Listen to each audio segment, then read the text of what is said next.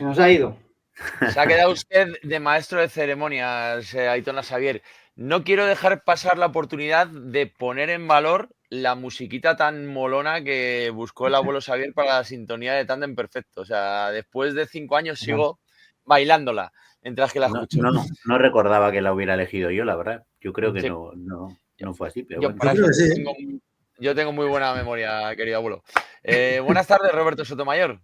Muy buenas tardes. Bueno, entre tanta apocalipsis mundial y aquí he estado escuchando atentamente la exposición del señor Lobo, con la que estoy muy de acuerdo en muchas cosas. Un poquito de optimismo, porque hoy Roberto Sotomayor ha ganado una carrera en el Ensanche de Vallecas, una carrera organizada por la Asociación de Vecinos del Ensanche de Vallecas, y desde aquí y desde este programa quiero reivindicar la importancia de las carreras populares en nuestras ciudades, porque son un instrumento y una herramienta para tejer barrio, vamos, como ninguna. Además, en el Pau de Vallecas, que necesita tejer barrio. Como en todos los Paus de Madrid. Yo no quiero ponernos ninguna medalla a nosotros mismos, pero quiero decir que hace 20 años, cuando empezó este programa, el primer invitado que tuvimos fue Daniel Ibáñez, y fue en la previa del Campeonato Mundial de Fútbol Sala, que por supuesto ganó España. O sea, ya empezamos dándole suerte a la selección española. Después de eso entrevistamos a Xavi Alonso y España ganó el Mundial, y desde que Roberto Sotomayor es colaborador fijo en Muévete a tu bola, pues está todos los fines de semana ganando alguna carrera. No quiero yo ponerme las medallas tuyas, pero algo habremos hecho bien, digo yo. Bueno, ¿de qué vienen a hablarnos hoy, queridos Tándem Perfecto? Yo quería hacer una pregunta al señor Sotomayor para empezar la sección. ¿Qué le ha parecido el rápido o el breve paso de no me acuerdo cómo se llama el cargo, pero bueno, la responsable del Mundial del 2030? María Tato. ¿Qué le ha parecido el breve paso por ese cargo? Bueno, el último rescoldo, ¿no?, de la era Rubiales, ¿no? Y me ha llamado la atención, a mí me ha llamado la atención el escaso interés. Bueno, no ha habido, o sea, a ver, que no se me malinterprete, porque ha habido interés mediático, pero ha pasado como muy de soslayo todo, ¿no? Y a mí me parece un caso que representa muy bien lo que ha sido la Federación de Fútbol Español en los últimos 20 o 30 años. Otro caso más de corrupción, o de supuesta corrupción, ¿no?, de fútbol español. A mí me ha parecido un caso, un escándalo en toda regla. Y la verdad es que dice muy poco de la credibilidad que tenemos de cara al exterior, que tampoco es que en el exterior estén para darnos lecciones, pero bueno, todo lo que rodea últimamente, sobre todo al fútbol, pues parece que está rodeado todo de filtraciones, de conversaciones que, bueno, pues que dejan entrever que esto es un apaño, que tal. O sea, al final, lo hablaba el otro día con un amigo, ¿no? Me decía, joder, cada día ves menos fútbol y estás menos interesado por el fútbol. Y como deporte en sí no es que esté menos interesado, que también. Es que todo lo que rodea el fútbol últimamente me produce un rechazo enorme. Y todo lo que viene desde luego desde la Federación Española de Fútbol me produce bastante rechazo. Desde los sueldos que ganan algunos de sus dirigentes hasta los escándalos que estamos viendo en el fútbol español, y las cosas raras que se están viendo en algunos partidos de fútbol que son realmente escandalosas también.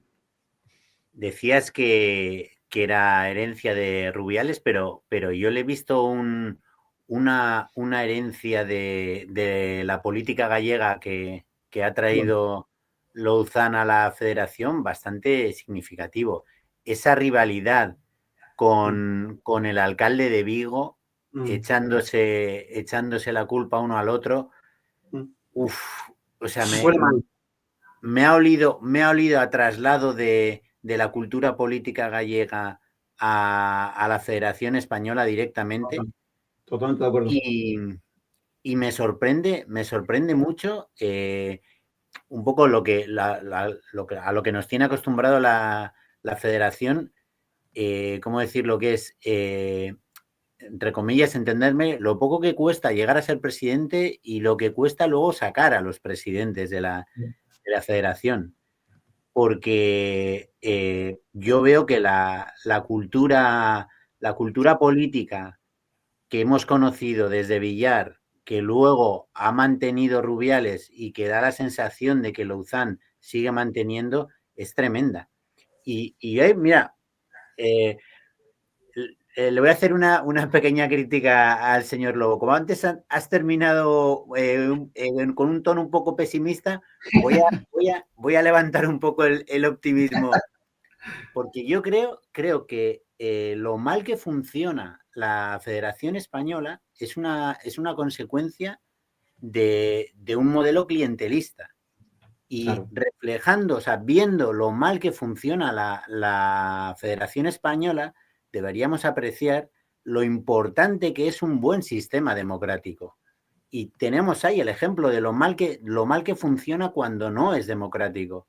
La Federación Española no se puede cambiar porque ese es un modelo clientelista total que exige una reforma completa. Entonces, es un buen ejemplo para que sepamos y para que no nos andemos con chorradas cuando se cuestiona el modelo democrático, que tendrá todos los fallos del mundo, pero de verdad... Es el mejor modelo. Sí, yo es el mejor que conozco, desde luego. Perdón un De momento. los que yo he conocido en la práctica, es el mejor que Voy a conozco. ejercer de presidente del Parlamento y voy a dar la palabra al señor Lobo por alusiones. No. No, venga, señor Lobo, que yo estoy esperando, hombre. No quiero. No, que se no. Que no. Darle. Señor Sotomayor.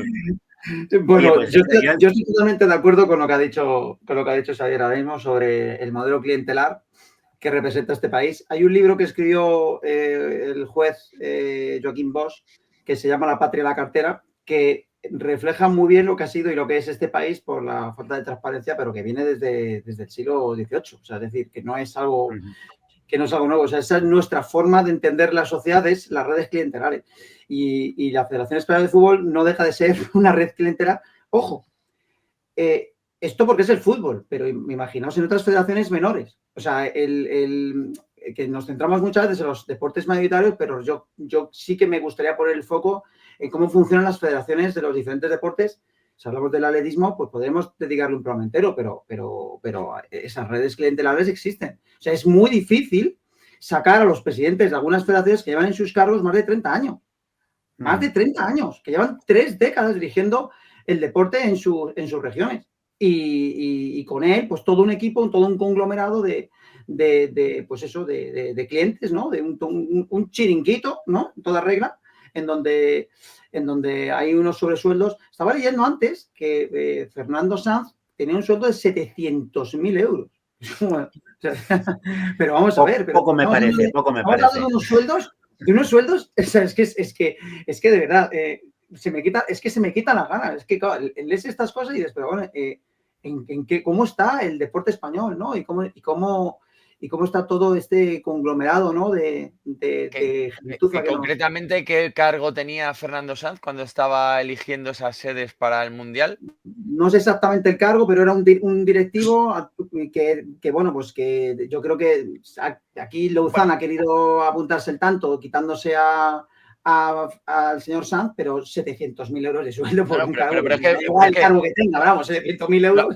Exactamente, pero es que lo has dicho todo. O sea, no es el presidente no es el director general no, o sea, es un directivo que gana 700.000 euros como cuando a un neurocirujano le pagan 3.000 euros al mes o tal. O sea, es decir, cata minuta para el dinero que se estaban llevando algunos en comisiones por llevarse el fútbol español a un país donde se vulneran los derechos humanos día sí, día también. ¿Me entiendes? O sea, quiero decir que estábamos hablando de las comisiones de 30 millones de euros. Y sale el otro día el señor Piqué sacando pecho diciendo que en cualquier país del mundo a mí me hubiesen puesto una estatua por lo que he hecho por el fútbol español.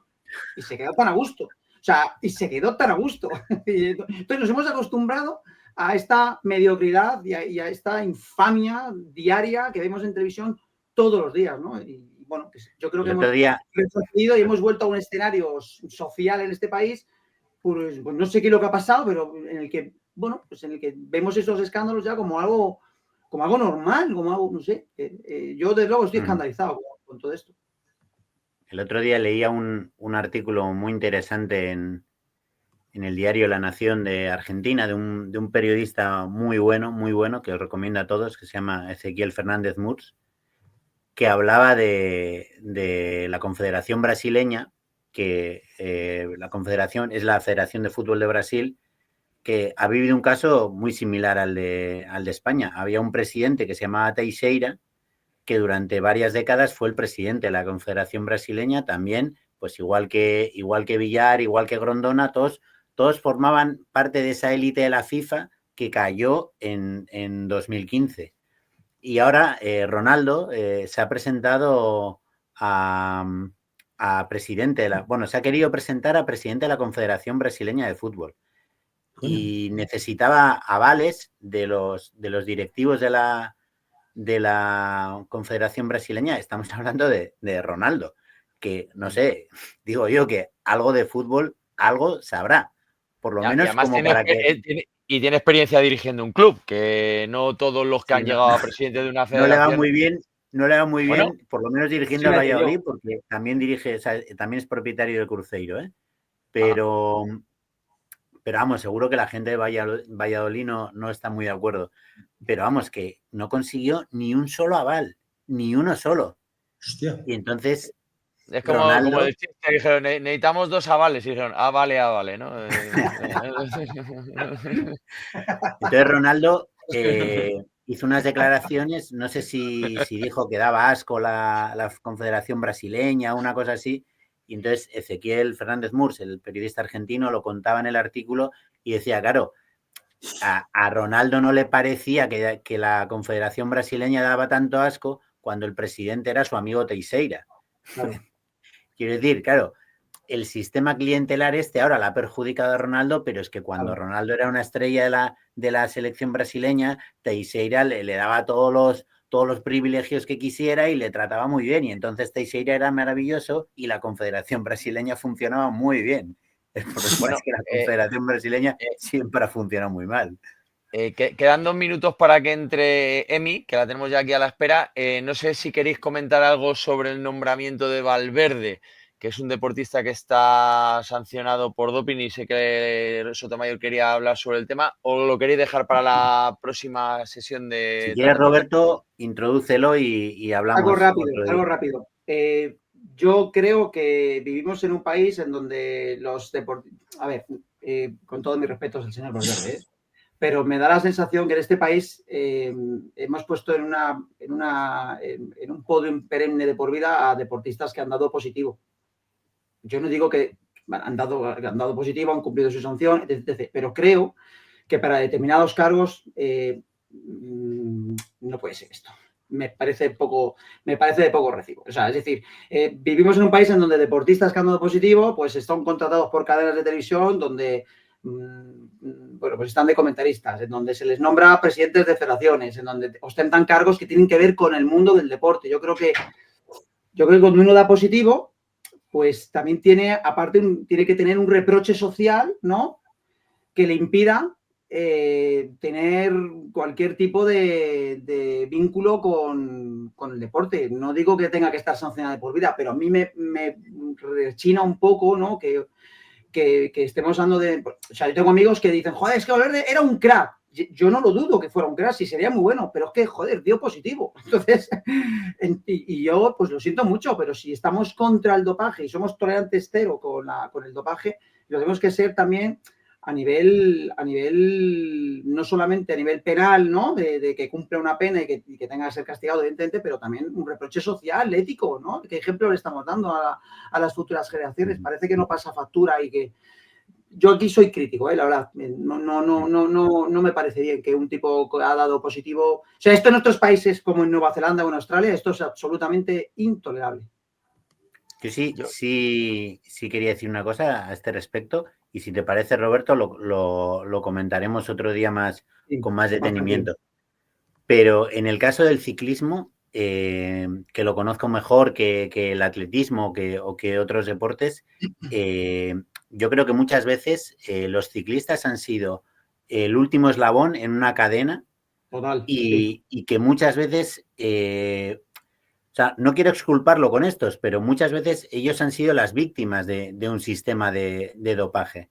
Y me parece que el de Valverde es un caso que tiene bastante de esto.